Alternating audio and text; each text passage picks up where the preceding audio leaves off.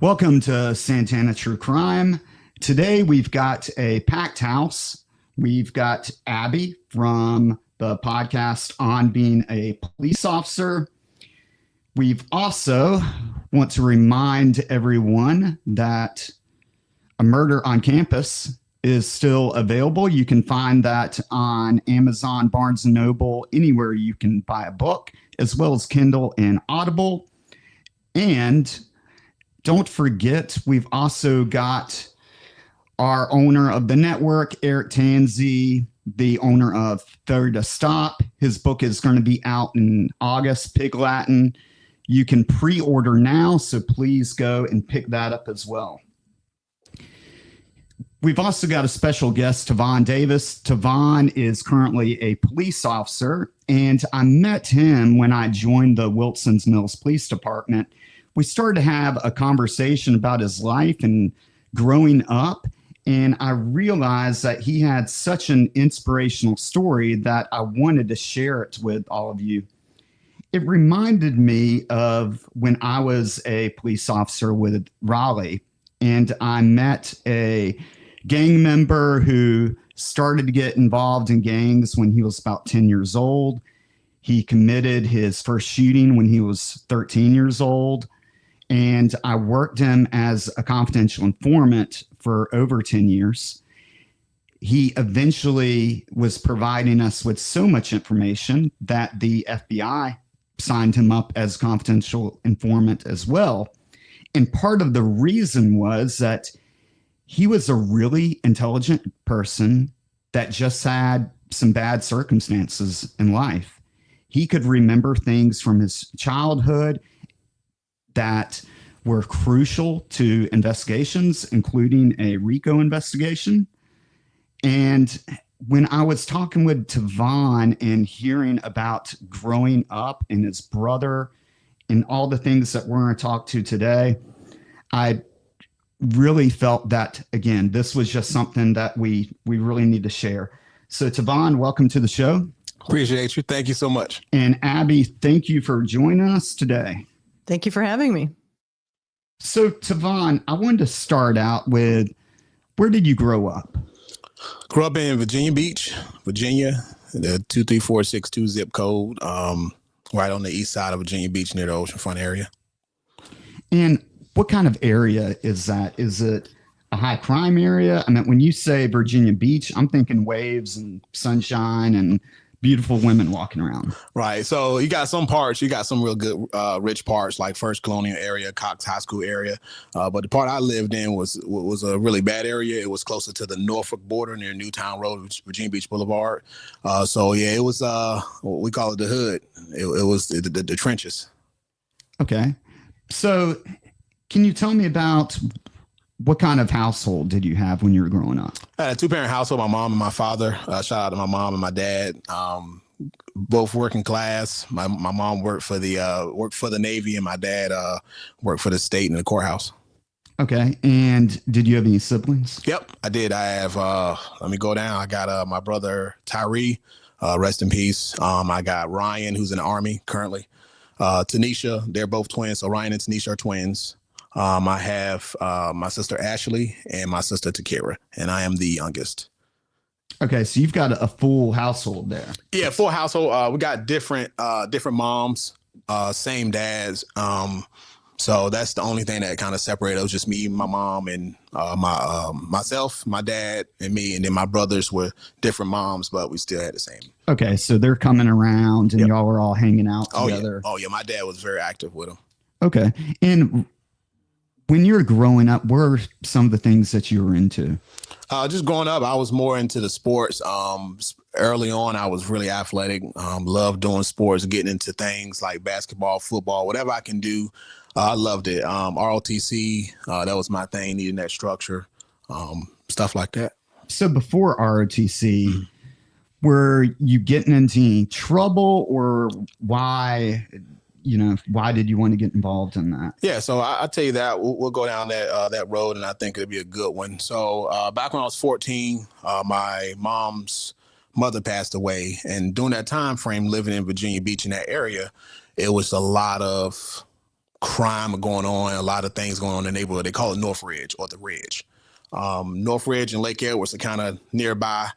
And just being involved in just sports and stuff, I still had to hang out with those people because that's where I lived at. And so you're talking about hanging out with gang members? No, just hanging out with everybody that's in that neighborhood. Gotcha. Not gang members, just hanging out with people out there that, you know, I know was doing some stuff they weren't supposed to do. So I was like, let me separate myself from them. And so during that time frame, just, you know, you kind of know the bad apples and the good apples, stuff like that. And, you know, it was a experience that was different.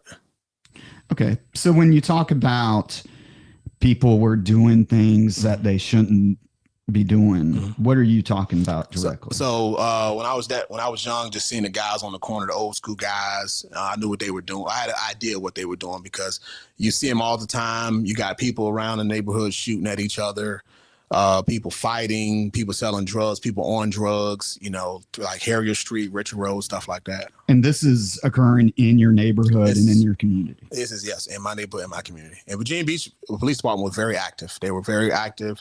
That's when they had the Crown Vigs. They were patrolling and had street crimes teams. But that area where I was living at was I had to live there. I had no choice. So what was your mindset or feeling towards police officers during that time? Couldn't stand them. I had that same mentality because they say, you know, when you around certain people that speak negative, you start thinking negative.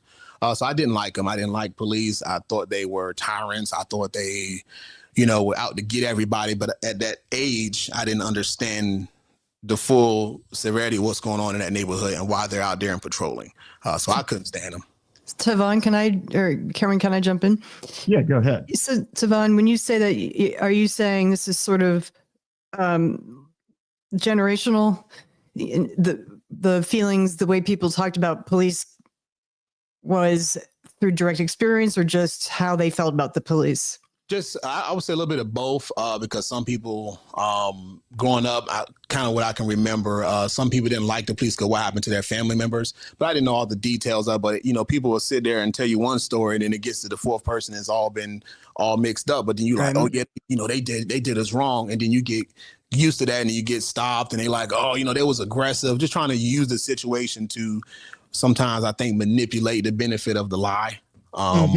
Sometimes. I'm not saying that bad things don't happen to good people, but yeah, you get kind of caught up in that mentality there.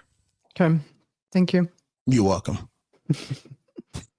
So when you're talking about these neighborhoods and whatnot, was there any issue between neighborhoods? Oh, yeah, it was terrible. Okay. So I was at Bayside Middle School. So North Ridge, if you come out of North Ridge, Virginia Beach Boulevard will take you straight to the ocean front.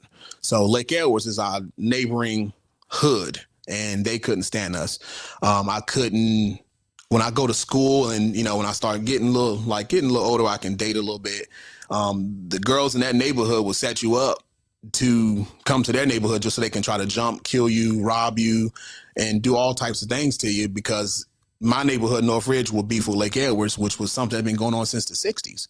And so my mentality is like, okay, I have nothing to do with what happened in the 50s and 60s, and you guys are all beefing, trying to shoot each other because of what? You know, it's just like, what's going on? You know, what's really interesting about that is when you look at historically with street gangs, that's usually how it started, where neighborhoods and communities would identify with a street, a neighborhood. Yep. And like you were saying before, it's like one event would happen and then generations of people would fight each other over it. And so when you tell me that you weren't involved in a gang or you weren't a part of a gang, but yet you're still experience the same issues and problems that, you know, if you claim Pyru Bloods or whatever set. Yeah, it's that mentality is you know, Kendrick, he says something now. He says falling officer sickness is quite contagious. And saying that lyric in one of his good songs I like, that lets you know that when you are sometimes in environments, those environments can kind of latch onto you in terms of mentality wise, or I don't like the police because they driving through here too much, or I don't like this neighborhood because they don't like us. And it's easy to get caught up in all that because that influence is there. All that influence is there, and you're around it 24/7, and you hear it every day. Abby, do you have any more about that? No, it's interesting to me because I've never heard of that kind of neighborhood by neighborhood interaction or conflict.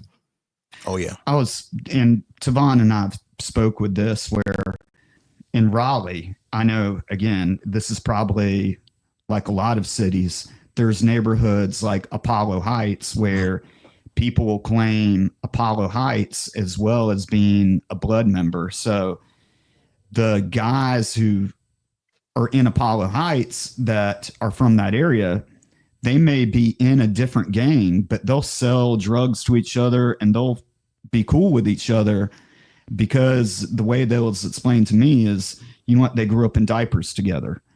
And there's like that loyalty to that neighborhood as well as the gang, if that makes sense. Mm-hmm. So when he's describing these neighborhoods that they've been beefing for decades and decades, and that's how you grow up. You grow up that this is your neighborhood and this is the neighborhood that you hate. And I think that's really interesting. And a lot of people don't think about that. Mm-mm. I know that at one point you had some conflict with the police yourself. Mm-hmm. Can you tell us about that? Yeah. So I was in 7th grade. I was at the wrong place at the wrong time, hanging out with people I shouldn't have been hanging out with. Tell us what that means exactly, because a lot of people say that. Can you tell us, like, what were you actually doing? Who were you with? Where were you at? Yeah, so it was in Virginia Beach down Virginia Beach Boulevard. I'm not going to get into too much details in terms of the meat and the potatoes. I don't have it all in front of me. But a lot of it was the guys from the neighborhood. And I was I was in a situation where these guys basically broke into a building. And during that time frame, I guess Virginia Beach Police Department were sitting on it. The law was called and I was outside of the building. And at that point, it went left. Virginia Beach PD came on scene. I got bit by a police canine, ripped my arm to shreds.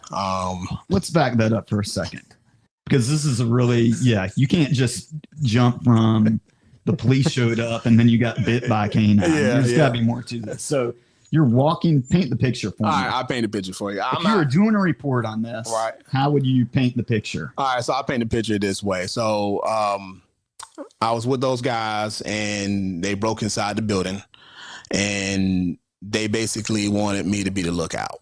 And during that time frame, I'm like, yeah, this ain't right. So let me get up out of here. So during that time frame, I'm like, well, let me go get these guys and like, let's go. I'm not dealing with this. I don't want no parts of this.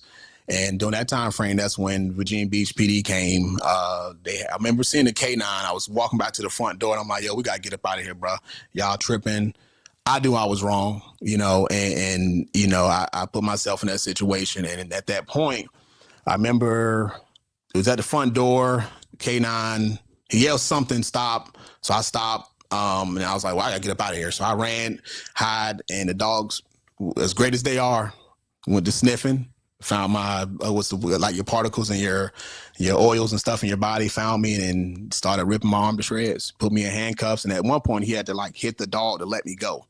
I was unarmed, didn't have anything on me, took me outside, set me down. I'm like, you don't find trouble, trouble find you. And that night, that was 3 days before Christmas. And I knew, I was like, man, I'm wrong. I know I'm in trouble. I'm about to be on punishment. I'm about to go to court. And it's crazy because I was watching Cops. I never forget this. I was watching Cops about a month before. It was like they were chasing a guy with a helicopter and they had the spotlight on him. And I'm like, man, that'll never be me. And sure enough, at 14 years old in 7th grade, Bayside Middle School, got armed. I mean, I had holes all in my arms. And for those, I know that no one can see this besides me, but he still has scars on his arm from the canine. So I think that's another interesting perspective too of you saw the canine Mm-hmm. and did you just not think that this dog is going to find me at the time? 100%. Oh yeah, I was like, let me just run and get out of here, and let me go try to explain like my role. Like I'm not what they got going on is on them. Like I'm just a pee-wee guy. Like I just want to go, and I don't want to leave those guys. And it was kind of like, well, no, that don't work that way. Because guess what? It's a thing called constructive possession or conspiracy, stuff like that. And he that dog about 180 pound or 120 pound fur missile. Yeah, absolutely right. It's fun watching him work. I was like, and I was just watching Cops, like, and I said, I was sitting on the sofa. My mom, I was going through my mom's mother passed away. Divorce was going on. My mom, and I was just like, man, that'd never be me. I'd never do that. And sure enough. So then why did you? I don't know. I think the immaturity and the mentality of what was going on and being hurt with my mom's mother passing away. The divorce that was going on between my mom and my real dad, that was a big thing because I felt like I shouldn't listen because I was stuck between who to believe in which marriages. Do I believe my mom? Do I believe my dad? So then I would just go out and hang out at 2:00 in the morning with the guys that grew up in my neighborhood that, like I just go hang out with them. So I come in when I wanted to.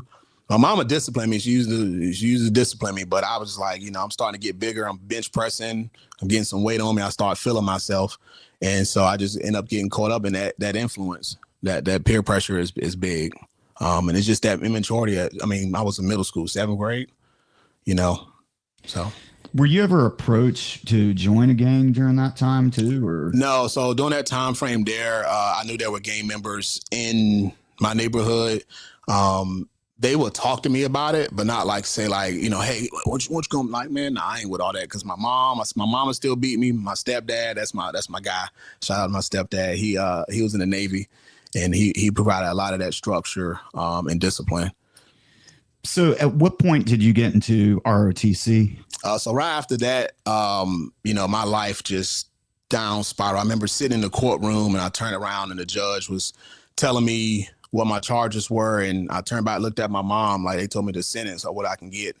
And this is in juvenile court in Virginia Beach. And I turned around, looked at my mom and she just shrugged her shoulders. And it's like my heart, I was like, I am done. I'm about to go to prison. What did I do? Like I screwed up. So at that point I had to make a decision, right? So either you get yourself back up and you keep moving forward or you just go back and fall in that same cycle. So what I did, I enrolled in ROTC. So that was 7th grade of middle school, Bayside Middle. 8th grade, they put me in like an alternative school because in public schools, you get in trouble. You can't even go to public schools. So they put me in an alternative school with people that I was like legit scared of. Like, these are bad guys. Like, they going around, they got metal detectors in the school. And I'm like, what is this going on? So I had to go to that all through 8th grade. And then 9th grade, that's when I went to Bayside High School.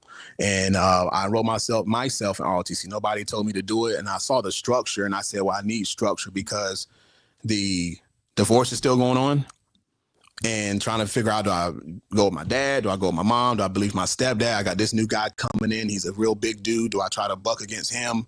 So it was just all that. So I was like, well, let me enroll myself in ROTC. And I got my first job at Hardee's, working fast food. Were you charged? I'm sorry? Did you, it sounded like you were going to be charged. Yeah. Oh, yeah. They charged me. Everything got dismissed. Okay. Because of your age? I have no idea. My mom, she told me when I went through the process, like I was like in a zone because I was so worried about what's going to happen to me. And then my mom ended up telling me they ended up getting dismissing everything, and she kept all the documentation and stuff like that. And when everything got released and let go, that was it. That's all she wrote. Okay. I know this is jumping ahead, but what's really interesting about that charge too is he still has to, or that's come up in background checks when he's applied to be a police officer at places. Wow. Yep. So a decision that he made at 14 years old is, sticking with him in his 20s now. 30s. Sorry. You look so young. I appreciate it. That you don't let that stress get to you. You gotta eat good.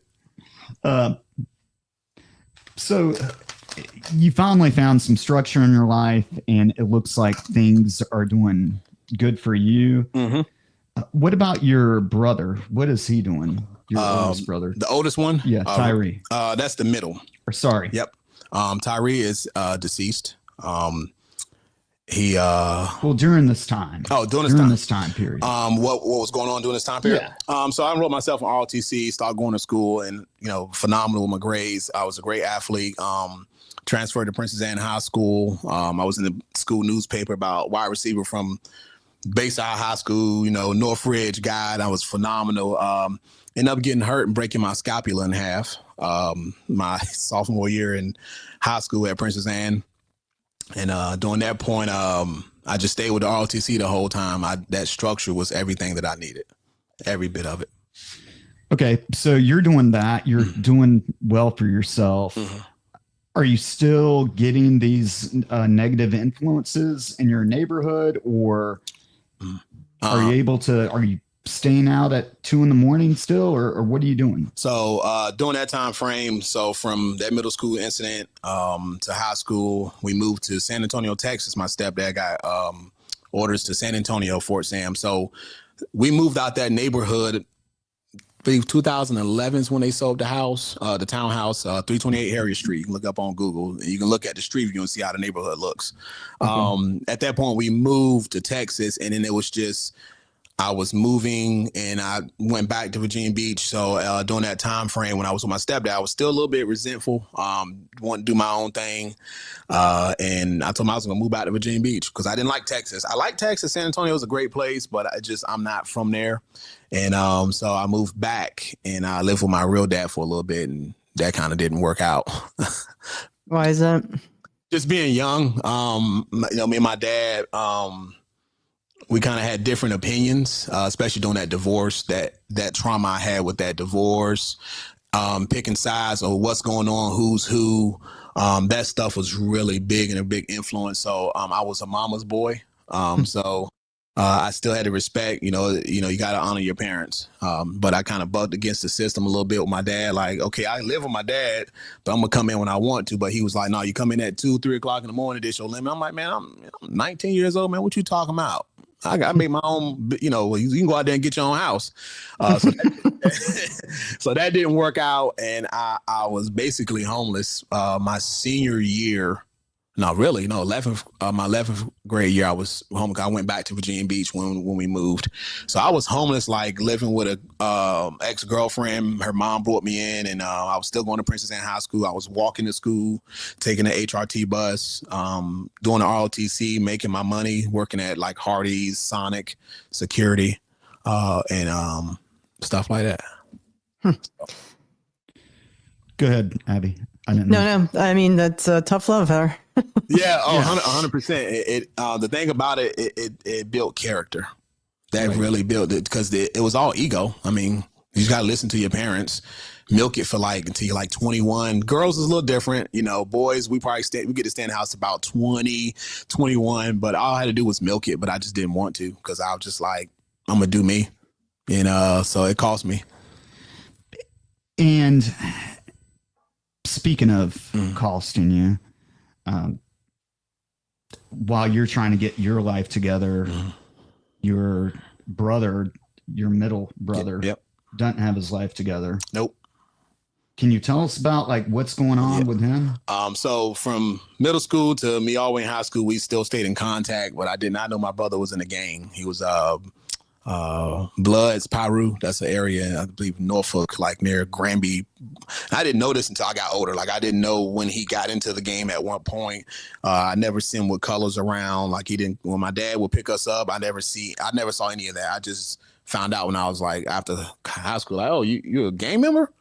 And during that time frame, so that's fast forward. So 2013, I moved here, got my own place in Raleigh, met Mr. Craighead, Kevin Craighead, shout out my that's a good brother, was there, got my own place, worked my way up, and this is about 2016, March. I got a phone call from my dad that Tyree got killed.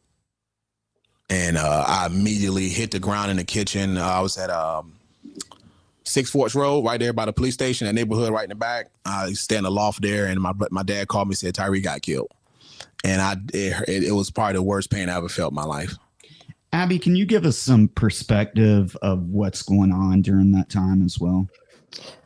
Well, sure. I looked this and, you know, I'll let you get your water there. Yeah, you good? Okay. You know, you share that in a very factual way. I have to believe getting that phone call is one of the worst things that can happen to a person. Absolutely. It still gives me chills this day, because when you grow up with somebody for so long, they're your brother, and you guys played basketball together, just had good times together, and then they're deceased. It's different. It hit difference because that soul isn't here anymore. And it hurt me so bad. And my dad said, well, he got killed by a cop. So now my mentality goes back to, well, 14, oh, the hood. Oh man, forget the cops. And I'm like, well, what happened? He said, well, they didn't turn their body cameras on, and there was no dash camera. So, let's get all into the weeds now. So you ain't got body cameras, no dash camera. And so now I'm like, oh yeah, we need to go talk to that cop. So my dad ended up getting the NAACP involved.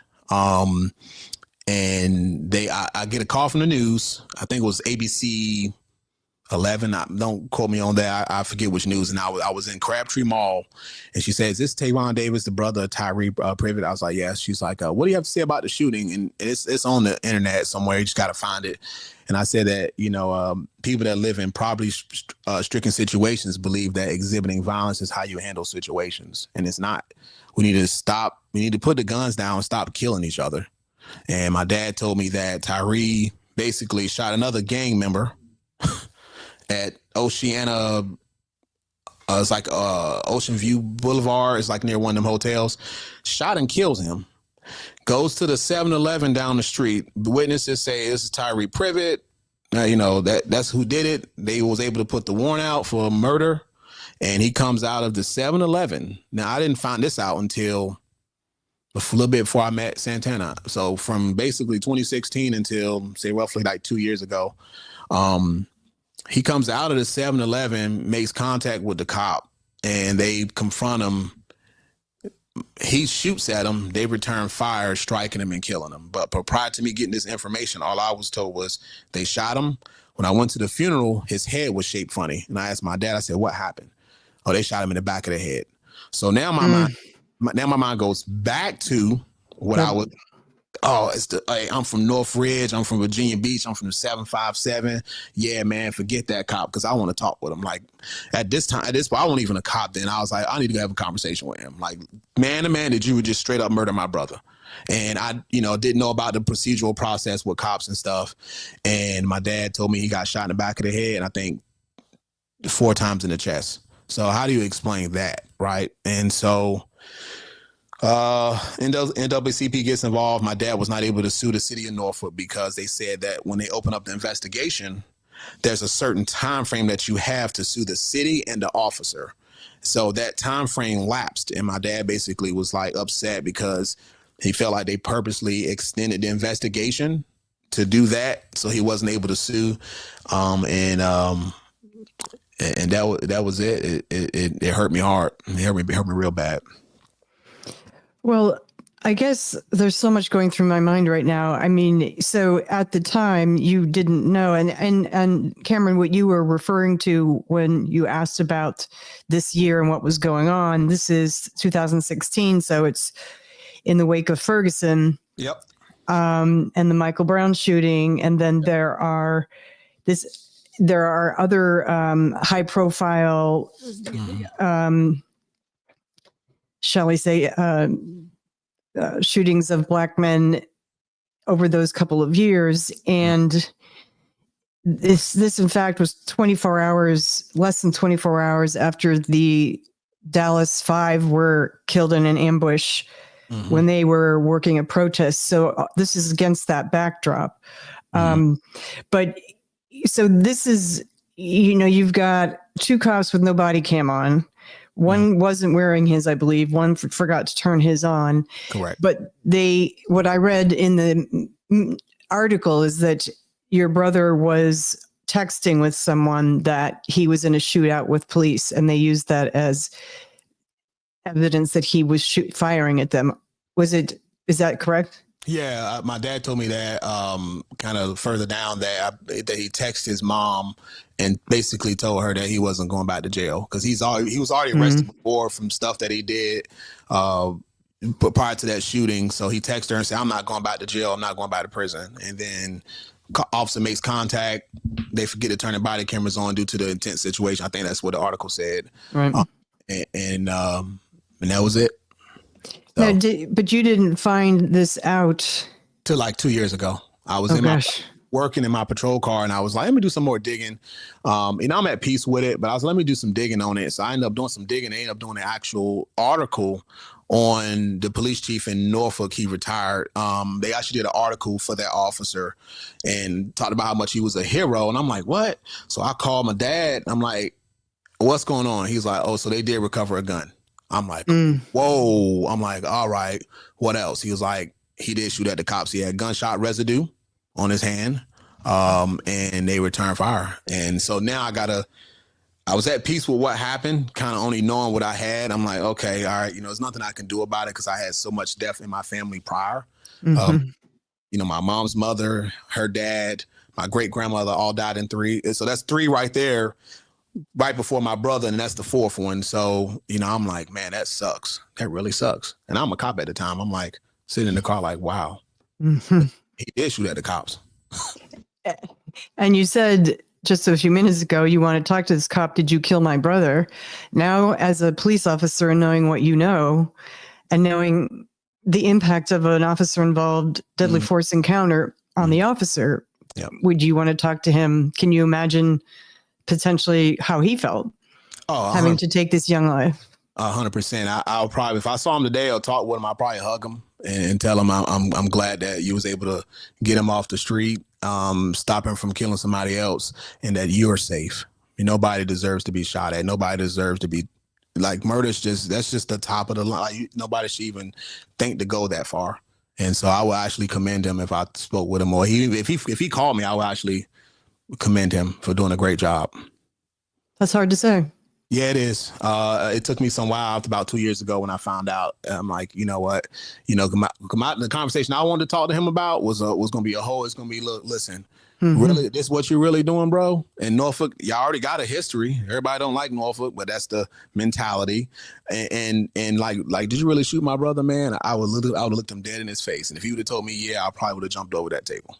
100%. Like, you just gonna murder somebody like that? Like, well, okay, why?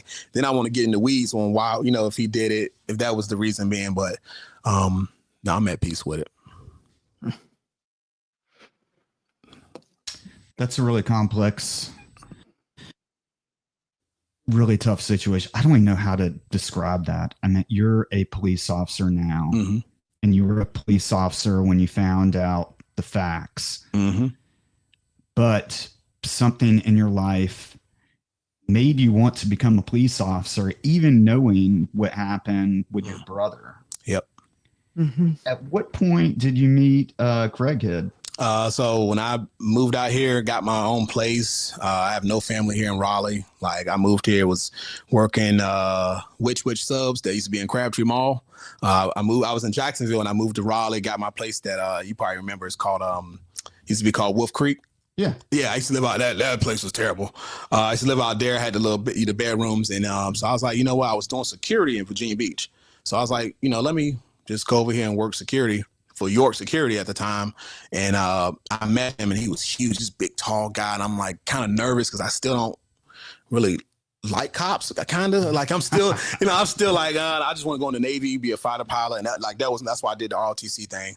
And he told me I'll never forget it. He said, there's something about you, young man, and I can't put my hand on it. And I was like, I'm thinking like, he's like, what did you do in your past? I told him, I was like, I got in trouble as a juvenile. He was like, okay, what happened? I was like, I got dismissed. He's like, all right, what did you do? I'm like, nothing. He ran my record. They did background. It was like, all right.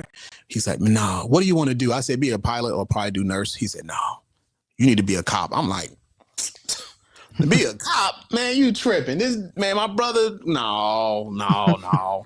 So just to paint the picture here, Craighead is like a Vin Diesel Yes. that used to be with Raleigh. Yes. And the story that I was told was that he got beat up really bad in a fight trying to arrest a suspect.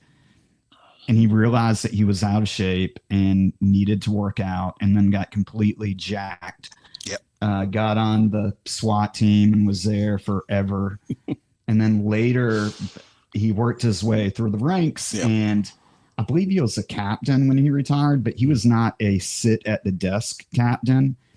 I mean, I witnessed him ripping a suspect out of a car window by himself. And I'm talking about a grown man being pulled through a window like he's a 50-pound child. Yeah. So that is, Craighead. I was intimidated by him. Like, when he interviewed me, I was like, oh, okay. All right, you're a big guy. All right, I'm kind of big, but I ain't gonna mess with you.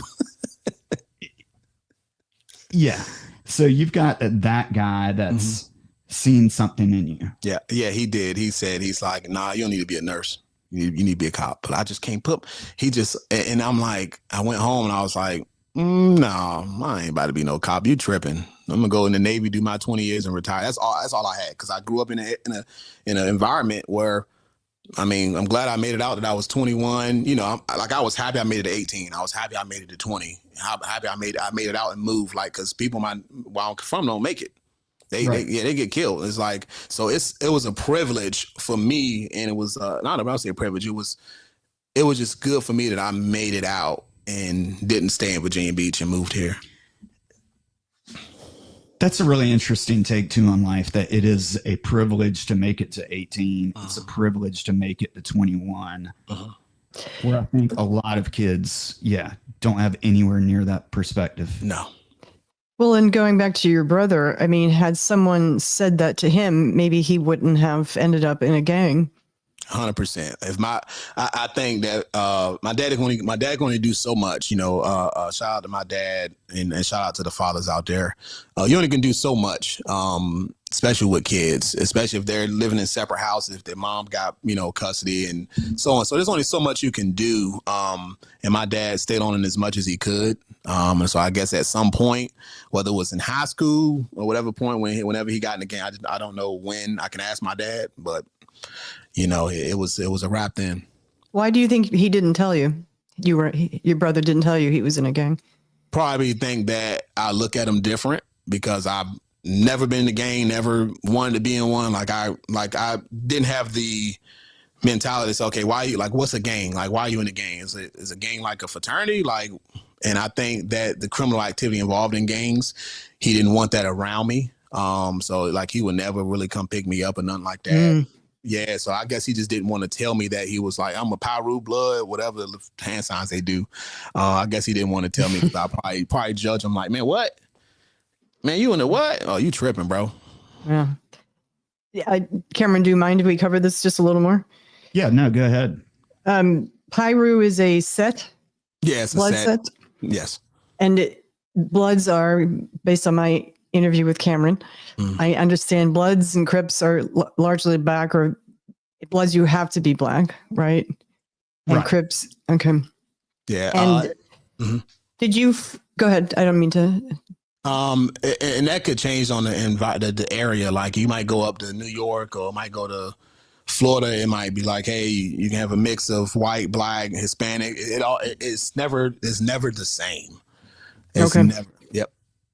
And do you have any idea what kind of crime he was involved with and why he shot was it a rival gang guy that he shot? No, it was his own blood gang member. The guy he was a blood, and I guess it was over a girl. I think my dad told me it was over some girl. He was at and I saw the video. That's what made it really bad. So I saw the video, and you know how you can look at your parents or your brother or your siblings, you can tell from the way they walk that it was them, and he was completely covered up, walked up on dude, put like 2-3 rounds in him and walked off. And I saw that walk. I said, yeah, that's my brother. Wow. And that was another that hit me here because I'm like, he just murdered a dude. Oh my God. Wow. And just walked off. And again, you found this out much later, correct, yes. And so what also is so hard is you lived for so long thinking he was murdered by the police for no reason. Yep, exactly. That's exactly what I was thinking. I'm like, I had nothing really. I'm like, okay, no body camera, no dash camera, gunshot residue. And this gunshot residue was, after, but like, I didn't know. Like, I'm so hurt about this, man. And this dude, Mm-hmm. I can't even talk to him no more. And just also for perspective, body cams weren't necessarily all that much in use that far back, were they? In Norfolk, their budget is probably $350 million. They had body cameras. Okay. Yeah, they had body cameras and dash cameras. I mean, Norfolk's like Durham. And it was a senior officer and a rookie, right? Right. The rookie had just got out of the academy, and they said due to the intense situation, they forgot to turn their body cameras on. I'm like, oh, okay. All right. It might not be true, but also could be true. Oh, 100%. I can say that's true to this day. There have been times where when you have to manually hit your body camera, that I might have a jump and run, and I'm like, oh, and you jump out, and you're like, all right, but I still turned it on. But what if that would have turned left, and they only had a certain clip prior to that? You know what I'm saying? And so when I became a cop, I kind of got a case of sit down and be quiet, because we're all human. So if your department doesn't have the sync where you can hit the lights and everything just comes on automatically, you have to manually do it. And say I'm watching this guy and he jumps out and he got a gun. I'm like, oh, and that one thing you just might forget. And so when I became a cop and I was a rookie in FTO, where they like, hey man, turn your body camera. Oh, dang. So now it's like, wow. Yeah, I can't blame that guy. I can't blame him for what happened. And for that rookie to even see that, he wasn't even a year out of the academy yet. Was not even a year out of the academy. And he just had to deal with my brother just trying to shoot at him. That's got to be really impactful for him. Impactful probably isn't the best way to say it for the rookie officer, that this is your first 9 weeks or so of being a police officer, and you get shot at relatively close range, and you and your partner have to kill someone. Yes, that's tough. And Cameron, when we talked, when I interviewed you, the first question I asked you is, when you get out of the academy, it's becoming clear to me that you don't know what to do. Right. Lost. So you went to, what academy did you go to? JCC, top 5 in the state. That's my opinion. So Johnson County Community College in North Carolina, because all states are different. Yep. Community colleges have a basic law enforcement training program that you can get your certification through. And then larger departments like Charlotte Meck, Raleigh, Durham have their actual in-house department that you would attend. But by and large, the vast majority of police officers will go through a community college program. Can you tell us about that experience? Was that difficult? Yeah, it was. So the first time I went through, I filled out. I was like 2 months from graduating. Didn't study, still young. I'm like, oh man, I know how to do this. Law enforcement, it said basic for a reason. Okay, don't violate their rights. Can't interview a juvenile without the parents being there. That's easy to do. Well, I failed. Went back, and I failed in 2017. I went back January of 2018, and I graduated top of my class May of 2018. And that experience was big because they talked about how easy it is when you're on a traffic stop and somebody can turn around, shoot a gun at you. Somebody can come out the car. Hey, officer, I'm not going to do nothing to you, and get close to you. They might have jiu-jitsu training. And so that opened my eyes. So now I'm going through, brother get killed by a cop. I'm decided to be I was like, I'm gonna go in the academy because of, I'm like, instead of protesting and going in here and causing havoc and turn the city down, why don't you go put an application in and police your own community? There you go. So I said, That's the answer. Yeah, I said, I'm gonna do that. I mean, there's times of protest now. I 100% agree with it, but I think going and just taking people's stores and ripping them apart because you just want to, no. So went through the academy, and I'm going through the academy. I'm looking at tactics, why all cops do what they do, why K9s are back. You let them go, apprehension, and I'm like, oh, okay, this is what I'm really getting into right now. And then I just embraced it. I 100% embraced it. And I took a lot of stuff that I saw growing up in the hood. Like, okay, so you can tell when somebody getting ready to shoot a gun, right? Hey, so you got your license on you, huh? Like you kind of looking around, like trying to stall and deflect. And so that benefited me a lot when I got up to about graduation, when I started getting into really tactics and stuff like that. And I think that you've got a very unique perspective, like what you're saying. I mean, there's a difference between saying this is the effect of a canine bite, or even taking a bite in a suit. Correct. And saying, no, this is like what it actually feels like to get bit by a police canine. Yes, I remember that dog teeth going, and I didn't even know it was a game. I thought the dogs were just mean, like people got mean dogs. I'm like, man, I was 14 years old and he about chewed the chicken bone off my arm. And it's a game. I need to be a canine handler. So after you graduate, what department do you go to? First department I went to was in Durham, North Carolina Central University Police Department. Shout out to my guy, Chief Hammett. That's my brother. And you've told me some interesting stories about that department. So to give people a perspective, North Carolina Central University, which has one of the top law schools in the state, has their own campus police department. They've got full authority of their property, as well as the curtilage of their property. And I believe a lot of times they join Durham during the summertime to help them out, which Durham, North Carolina, has a high crime rate, probably the highest in the state. That is, I don't have that figure in front of me. I'm just speculating because they're always having shootings, a lot of gang violence.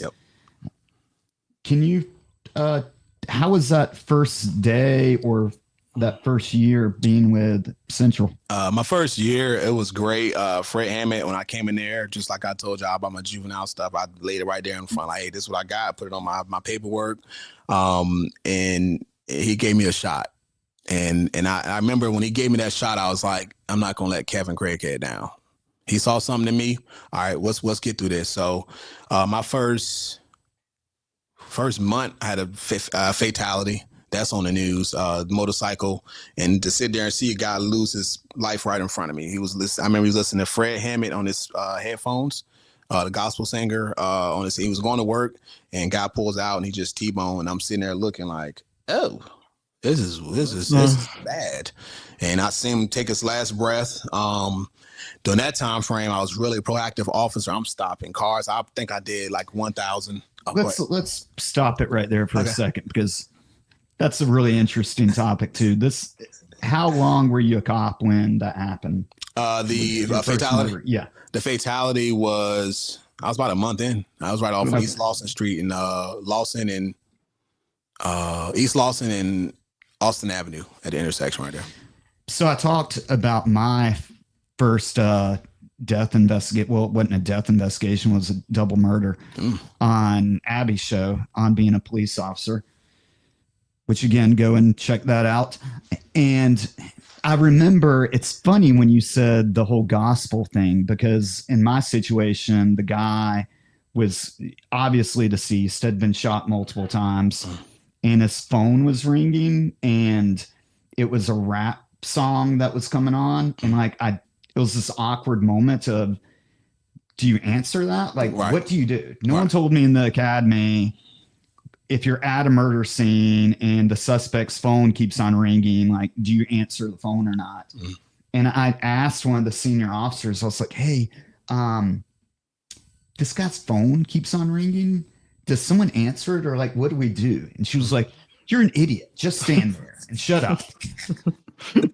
And so was it one of those moments? Like, are you confused? A lot of people have not experienced this. I wasn't confused because I've seen death before. You know, my grandparents, parents, people in the neighborhood I grew up, like, I heard a guy get shot by a Tech 9 and his body was laying there. And I was like, this is right before I got in trouble. I was 14. So I've seen death in my neighborhood. People get shot because Lake Air was beefing with this hood, and they come over there and shoot each other. A shootout right in front of my mom's house when I was walking my cousin Shaquem, like pull up van, machine guns, and I'm like, oh, let's go, Shaquem, take him and go through an alley. So I seen it enough to where when I saw him, I was kind of like, that sucks. Would you say that you're desensitized to those type of events because of your background? I believe so. But going up in the hood and seeing all that stuff, people getting killed and people crying, and I was kind of like, oh, that sucks. Like, and I went home, and they asked me, hey, you got PTSD? You good? And they checked on me. I was like, yeah, I'm good, bro. Like, he just the truck pulled out and he died. It's not like bloody. So I guess I have a weak stomach. Like if it was like real bloody and fresh, like I wouldn't want to touch his body. I couldn't do that stuff. I puke. Okay. That's so what are some other things that you encountered while you were with that department? So good and bad. How you want? Sure, we can go wherever you want with this. So when I was there, had a guy stopped. Shout out my guy George, who was sitting on top of the parking deck. Students was gone. I was like, man, I was a proactive guy. I'm trying to stop 200 cars a month if I could. And so I was like, I'm gonna go to the cookout over there on Hillsborough Street in Durham. So I was all right. So I leave out. I had my radar turned on. I should have never turned it on.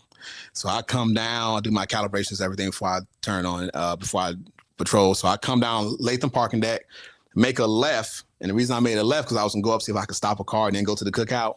And I get this car coming from McDougal Terrace running every bit of 65 and a 25. So I got to burn them. And McDougal Terrace is one of the worst neighborhoods in Durham. It's a housing projects, constant, open air drug dealing, prostitution, very prominent gang activity. You can drive by there, and if you were to drive into that neighborhood, the likelihood of you getting mugged or something happened to you would be very high. Oh, 100%.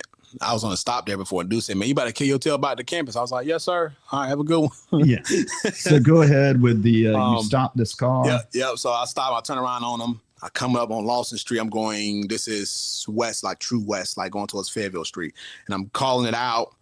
30-day tags, silver Honda Accord.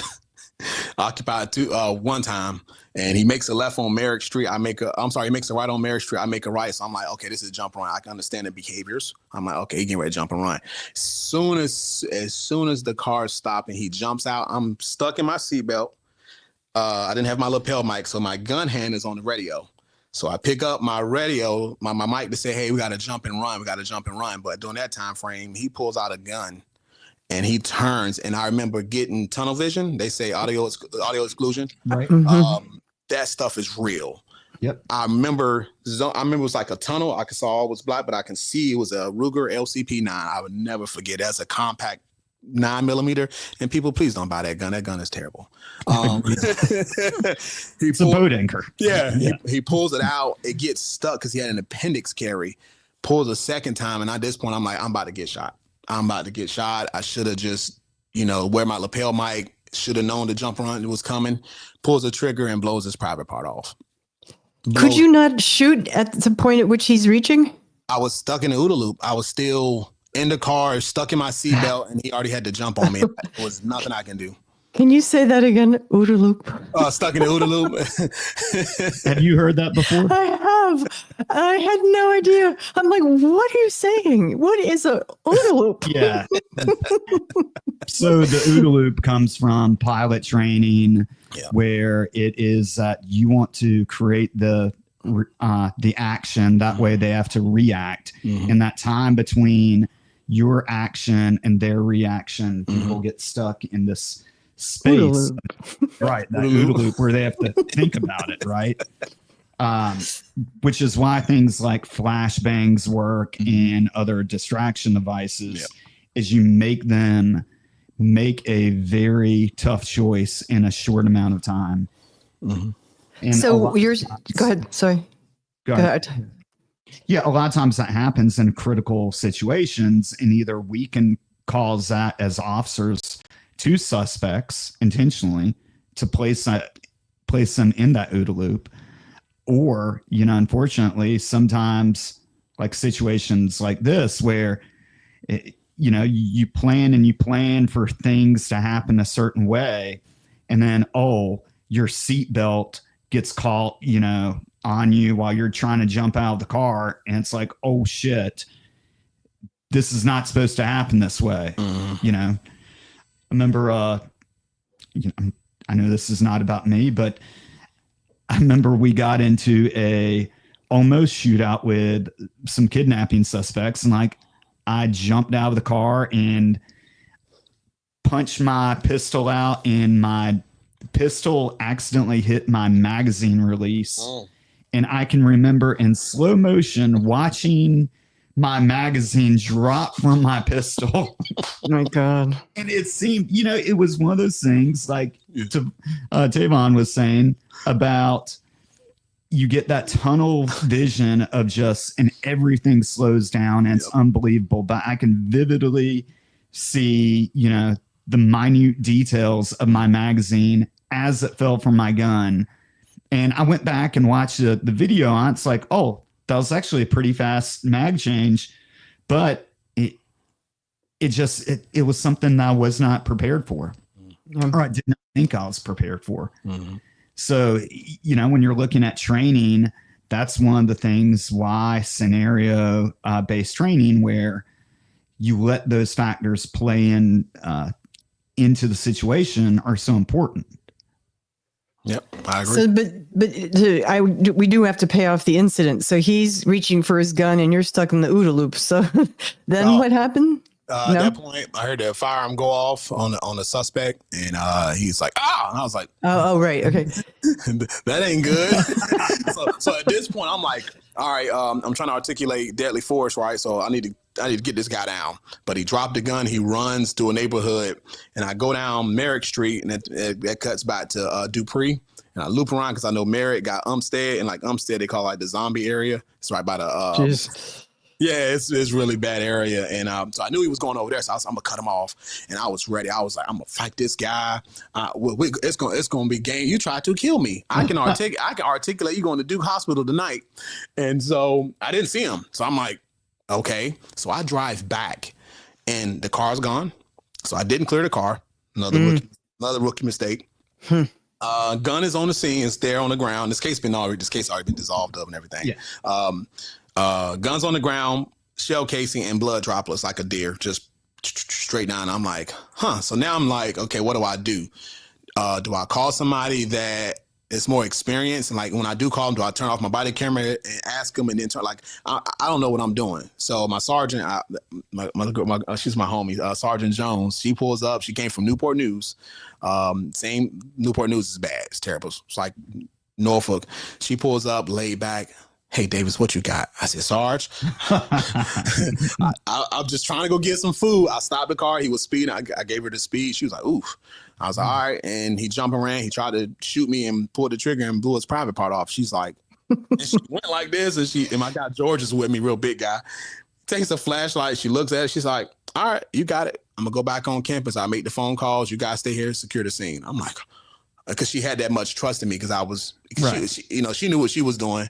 And we were like maybe 2 blocks off campus, and it was continuous anyway. So Durham PD gets on. I heard a call comes out, GSW, private area. I think it was like 270 Umstead Street. And I'm like, that's my guy. So I get on the radio. I'm like, NCCU PD to Durham dispatch. Go ahead. That's my guy. And whoever this cop is, if you're listening, he says, what you want our response code to be? Like, the guy got shot. I'm not going to tell you code 1 and he dies. Like code 3, so he gets there. And I go up, ambulance there, and I look in there. Blood. He's like, oh. I'm like, yep, that's him.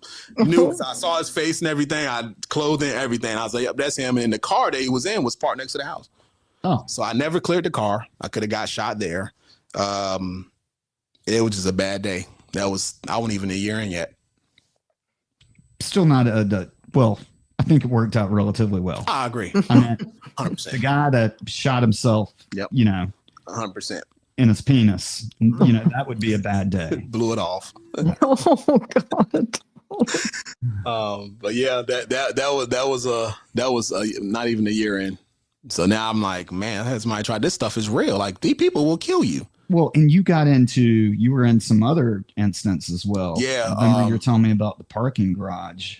Incident. Was it it's multiple ones, the fight, or was it the active shooter? Well, I didn't realize there was multiple ones. I think it was probably the active shooter one that you were telling me about. So that's 28. That's like 2018 going to 2019. So COVID hits. I go to Mecklenburg. I be a deputy there. I loved it. Come back because Charlotte's not for me. I can't do Charlotte. Charlotte's a different place. So came back, and it was the first game since homecoming. I'm at Cecil in Austin. I got the street blocked off, and I see gang members walking around. So now, okay, me growing up, seeing what gang members look like, right? They got the flag, like they actually got like the colors and everything. And it was Winston-Salem versus NCCU. Well, everybody knows Winston-Salem. They're like black, red, and white are their colors. These guys are wearing all red. They're clutching their waistband area while they're walking. And I'm like, okay, that's a gun print. I can see it, but they're on a public roadway, so I can't do nothing about it. And I told my guy, McCoy, I said, it's going to be a shooting today. He's like, what? I said, I'm telling you it's going to be a shooting. I said, these people ain't from Winston-Salem, and NCCU colors are burgundy, and they're wearing like red, like all red. And I'm like, yeah, it's going to be a shooting. Sure enough, it was like 9:30. I'm sitting back, and his name is Hughes. He's the lieutenant over there now. He says, whatever his call sign was, hey, I got shots fired, 2 bodies down, send me all units. And I'm like, oh my God. I called McCoy. He said, I heard it. He's right. He just got home and he heard it on the radio. So I called my wife and I told her I love her. I told her that I'd be okay. And she said, well, you better come home the same way you left out. And that just gave me another, like, some energy. I was scared as all left because now this is an active shooter or a mass shooter, like, which we don't know. So I have to calm myself down, slow my breathing. Hey, give me some description. So as I come up on Dupree Street and I make a left where Latham parking deck is, they're doing CPR on one guy and he got a gun in his hand. The second guy they're doing CPR on, and then the sergeant says, the shooters are in the parking deck at the top floor. Lock this down. He said some other words, and I'm like, okay. So now I'm going, this is the most eerie feeling I've ever felt in my life. I go inside the parking deck with my lights still on. I got a high-vis yellow shirt on, like a highlighter. And I go in there and it's just quiet. And I'm like, oh, this is bad. This is bad. So outside, obviously, this is homecoming, right? Yep. No. This is the first home game. Home game. Yep. But still, you've got a lot of people. Oh yeah. Milling around. Yes. A lot of traffic, I'm assuming, outside of this parking deck. Mm-hmm. You've got 2 dead bodies. Yep. You already know these guys. There's multiple gang members that you may potentially deal with. Yep. And you were told, were you with anyone? Because that sounds like a really bad idea to be like, hey, I'm by myself. Yeah. Like Leroy Jenkins, like, go solve this for us. Yeah. I was by myself. I'm like, okay. And I go in there and I block the parking deck off and people are trying to come down. So I don't know who got a gun. I don't know who's who. And I'm like, where is it? It's like, he's on the top parking deck. It's 2 shooters. They're in a black Nissan Altima, the newer one. They said the Altima, because the Altima and Maximum look the same, the new ones. The kind of, and it was like, they're in that with black rims and black tint. So I get on the radio. Now I'm in the parking deck. Another rookie mistake. Bleep, bleep. I'm like, oh, Jesus. David 14, the Central B of Eyes, shoes at the top parking deck, and my boy Cochran. That is my guy. He comes out from Dupree Street in his unmarked Taurus. Pulls up. He looked at me. He said, we're going to clear this whole parking deck. And I'm like, in my head, I'm like, I don't want to get shot today. All right, what do you got to do not to get shot? All right, this is a gang member. Like, is this a repeat of my brother? Like, I'm like, all this is going through my head. I'm like, oh, this is bad. So, but we're got people. It could be a mass shooter. We don't know. So we start clearing the parking deck. At that point, they told us to stop. And when we stopped, they said Durham PD was coming in, the real police, and they're gonna shut it down with their SWAT team.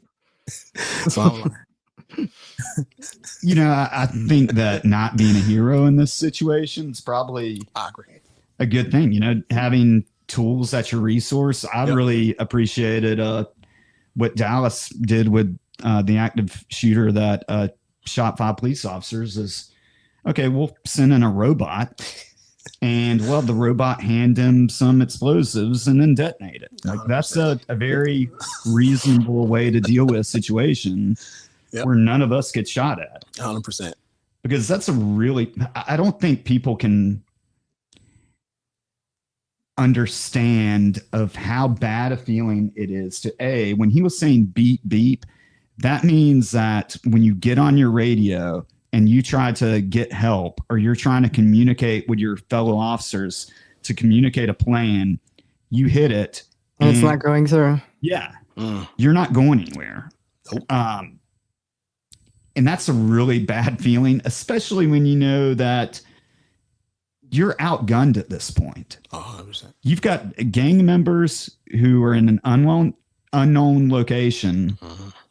They've got a high ground on you. Yep. And you don't even know a real description of them. So they've got complete advantage over you at this point. And you've got a radio that's not working. Bad a day. Pistol. Bad day. And a high vis shirt. Oh, yeah. And you look like a highlighter. None of those things are going to work out well for you. No. And now you've got your friend coming up and he's just ready for you to cowboy up and get after it. Yeah, we went back down to the main level because I could have missed him. He's like, we got to clear this together, bro. And that's my guy. I mean, he's straight up. And my FTO, his name is McPherson.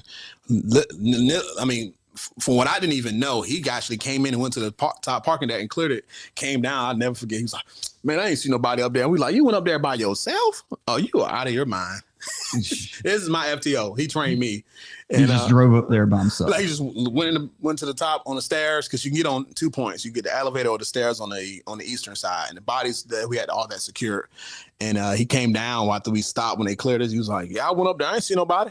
Shoot, you tripping, bro?" And I'm like, "Oh my God, he's a hero. I want to be like him." Needless to say, I wouldn't do that today.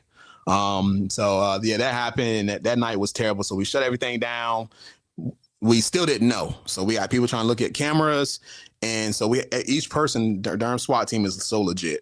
They said, every person that's going to come out of this parking deck, you're going to verify that's your car, your keys, and we're going to go in your trunk because they can articulate exigent circumstances. So they're doing one by one. So we're sitting there at Merrick and Dupree Street, and this Charger comes up, and I'm looking at it. It was me, Cochran, and a Durham officer. He makes a left onto Merrick Street, which is the same street where the guy tried to kind of further down where the guy tried to shoot me. And we heard a gunshot go off and it went over our heads and we jumped down on the ground. I'm like, now somebody's shooting at us.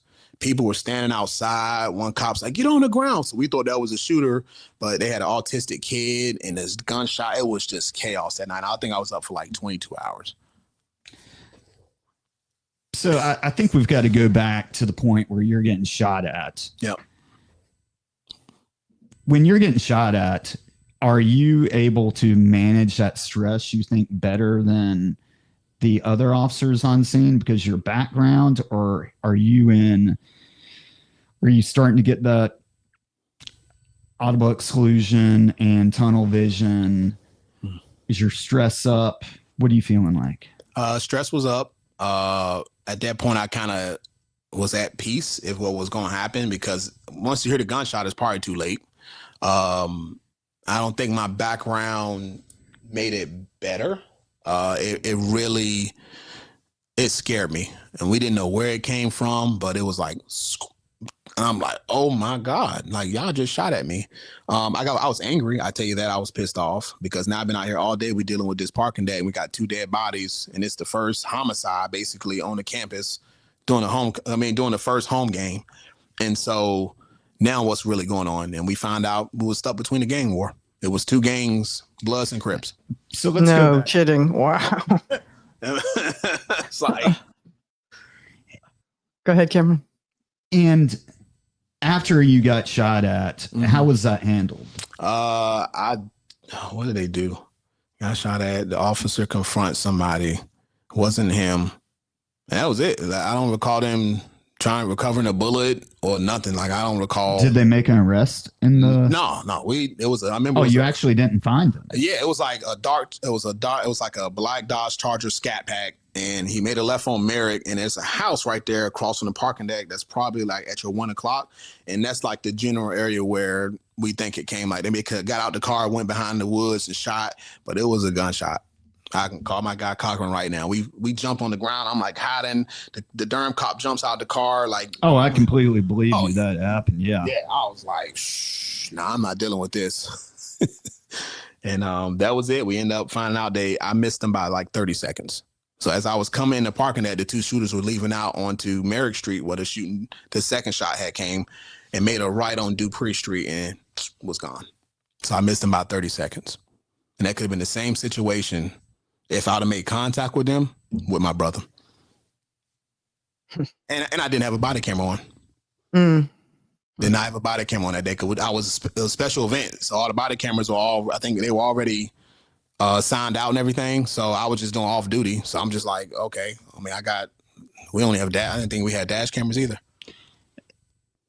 Do you think about your brother during those situations, like afterwards when you're evaluating whether you should have shot someone or not? Depends on the situation. If it's something where I can control, I think about it. I don't think about it to the point where that I would think it would put me in an OODA loop. I don't think about it that way. I just think about, all right, make sure your stuff is good. Make sure your stuff is on. All right, what is he doing? What is his hands doing? What is the nature of the call? What weapons does he have? And what can you do to de-escalate it?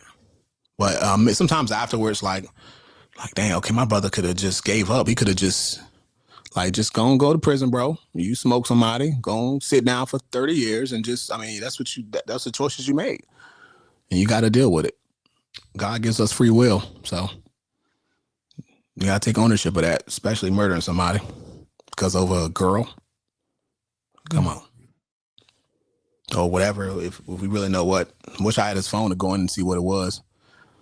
But no.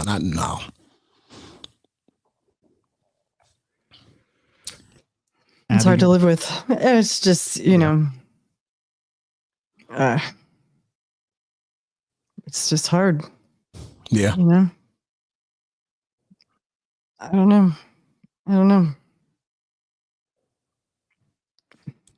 I wish he was still here to speak. Yep. It's interesting that you say you think about him when you're in these situations. It's very few officers will have the perspective you have. I agree. When you see young kids, when you would see kids in gangs when you were working, did you feel like you could try to be that person that said to you, I see something in you, try to reach out to them? Yeah, I'm glad you asked that question. I actually had one recently. I stopped a guy. I've stopped him before. I'm good with faces, not names. Especially if you're on my radar, I'm real good with faces. And I am stopping this kid about a month ago. He's about 21. He lives on the southeast side of Raleigh near like Shaw area. And I stopped him for fictitious tags and I pull up and, I got that feeling. And I was like, and I looked at him, I'm like, he looks familiar. And I saw his tattoos, the locations of his tattoos, what it was. All right, he's blood. So I knew that off the bat. I walk up and I stop him. He had his kid in the back seat. And I told him why I stopped him. He's like, man, bro, I'm just trying to get back to Raleigh, bro. I had to pick up my son from Goldsboro. And I'm trying to take him back to Raleigh. That's all I got. I lost my mama, my dad. They both just died like 2 months ago. And his girlfriend died. I think his girlfriend died, and then all he had was his kid. It's like a newborn. So he opens up a cigarette and started smoking in the car. So I'm like, suspended license, the tags are revoked, no insurance. So my mentality, the law gives us discretion for a reason. And sometimes I have to meet people where they are. Because I've been there before when before I came here and I was trying to be grown back in Virginia Beach. I lost my license, because I was young. I'm like, I ain't gonna pay my tickets. Didn't know they take your license out. I'm like, what? So when I had to come here, I had to pay pay all the fines in Virginia. Because back in the day, it used to be, if you were suspended in that state, you can come to this state and get a license, but everything is all connected. So I had to pay like $1,500 plus the reinstatement fee. So I can understand where he's coming from. But at the same time, you're still grown. Whatever decisions you make, that's on you. But I can meet you where you are. And I said, if somebody didn't tell you, I'm going to tell you. And he looked at me. I said, I stopped you before. He said, yeah. I said, whatever you doing or what you got going on, bro, you need to change it today. He said, man, I'm trying. I said, listen, I don't know how deep you are in the gang or what you got. I know you blood, bro. I'm tracking. I see what's going on. I understand. Right? You trying to survive. But that type of level of understanding, nah, that ain't for you, bro. And you got a newborn, so you have to survive for your son. And my brother that died, he had kids as well. They're all in the foster system somewhere. Oh. I would love to take them full time if I can find out where they are and even their names. And so I told him, I said, if somebody doesn't tell you, I'm gonna tell you today, you need to change your life around. For you end up 6 feet in the ground, and then your son gonna go out without a father. And he looked at me. I said, I'm gonna give you a warning today. Says, just get your stuff fixed. I said, if you can go buy cigarettes and smoke weed, you take that same money and you apply that. Okay, if you're spending $20 on a dime bag, well, you spend $10 on a dime bag 4 days out of a week and you smoke an ounce and a half, you apply that to go fix your license. Because it's a conscious decision why you buying the weed. It's a conscious decision where you need to go to the DMV and get your stuff. And I told him, I said, what if my license was suspended and I'm driving a police car with your taxpayer money? And you'd be a hypocrite. All right, then. But I'm going to give you a warning today. Next time I'll put this paperwork on you. That's the gift you can give your brother. That is how you can honor him. Yep, 100%. Give someone else what he didn't get. Yep. I try to do it all as much as I can. When I identify they're in the gang and I can know, and then, the systems we have, if they verify, I talk to them as much as I can. But that type of lifestyle, being in law enforcement, understanding gangs and the culture of it, some people can't get out of it, but at the end of the day, it's a choice. Right. And that's actually what I told his chief recently, is that Tevon has such a unique perspective on that. And these are genuine experiences that he's been through in his life. And so it would really be sad if he didn't share that with people and really make a difference, especially in youth. In the small town that he's working in now, they're about to build a huge high school. And I told his chief that would be a great opportunity to have Tevon come talk with them. I think sharing those stories about, being bit by a police dog, what happens when when they say come out or you will be bitten, when you don't comply, that's not something you need to play around with. No. And then also talking about the impact that it has with choosing to be in a gang, not only for you and how your life can be shortened, but also the impact on your family and how they have to deal with that then for the choices that you're making. Abby, do you have any final thoughts before we close up? No, I am just really moved by your whole story. Yes, ma'am. I honor you for choosing law enforcement. We need you, and for making those decisions and for getting yourself where you are, and you're going to make a difference in a lot of people's lives that you may not even know. So sometimes that arrest is what changes a person. Yep. So it changed me. It changed me, and I try to take that every day I work. When I go into work, I try to meet people where they are. I mean, I have my views on certain things that people shouldn't do, and I'm like, hey, no, you ain't robbing nobody. Like, no, I don't care what you do. Like, you can't make no excuse with that. Like, hey, I grew up in the hood. I just, I'm hungry. I need to come. Let me go and take that from you. Like, that's just too much. It's just too much. I mean, I was working at Hardee's making what was 2000. Early 2000s, how much was minimum wage? Like $5.25 back then? Yeah, I was $5.15 or something. I'm like, listen, I ain't gonna be out here locked up. I'm gonna go out here and make some money, and that little $400 was nice. And so I try to talk to as much people, and some people know me out here. They see me in public, like, oh, you Officer Davis? Yeah, what's up, man? How you doing? And I just tell people, I speak softly, carry a big stick. But at the same time, I have a lot of sympathy and empathy on people. But that doesn't affect my job. I'm going to do my job and do what I have to do. But I take that mentality and just try to meet people where they are. And I think everybody that allowed me to be a cop, the chiefs that took me in and gave me that chance, I won't let them down. I promise you that. So, one last question. Mm-hmm. As we're looking at going forward, what would be your dream job in a department? Is it going federal? Is it doing a certain, do you want to be a detective? Do you want to be in command? What do you want to do? Kind of what God put me, man. I'm down to do anything. We're going federal, be on the task force with the federal agency, or just being a cop assigned to a division. But my dream is to be a chief one day, or sheriff, if I go that far, and just share my story. It's kind of hard because I didn't want to, and it's like, cops are very secretive. But just opening up to you guys, and you guys put me on this platform and speaking about it kind of makes me feel good. Like I didn't realize I had an impact, because I don't be like, oh, I'm gonna go here. I got in trouble as a juvenile, so I'm gonna make this impact and do that. Like I completely forget about it, and I'm just me. Because a wise man, that he's my mentor, he told me the badge is only going to enhance who you really are. And I've always been a good person. I've always been a good guy, and that speaks in my way I police and how people know me. Like, yeah, he's a really good guy. I wasn't a prick before I got in law enforcement. I wasn't any of those things, but the badge is only going to enhance who you really are.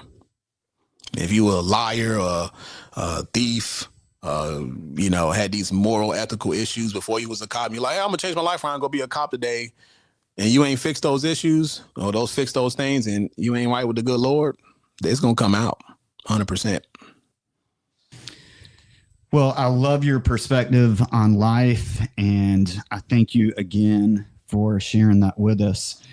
Don't forget, this episode is also going to be posted on being a police officer. Thank you, Abby, again. Thanks for having me. Like I said before, Pig Latin is available right now for pre-order. Go ahead and pick that up. Support Failure to Stop and the network, which we're under. And while you're getting that book, you can buy my book now, A Murder on Campus, A Professor to the Cop in North Carolina's Most Notorious Cold Case. Thank you all again, and have a good weekend. Good night. Appreciate it. Have a good one. Nice meeting you. You too.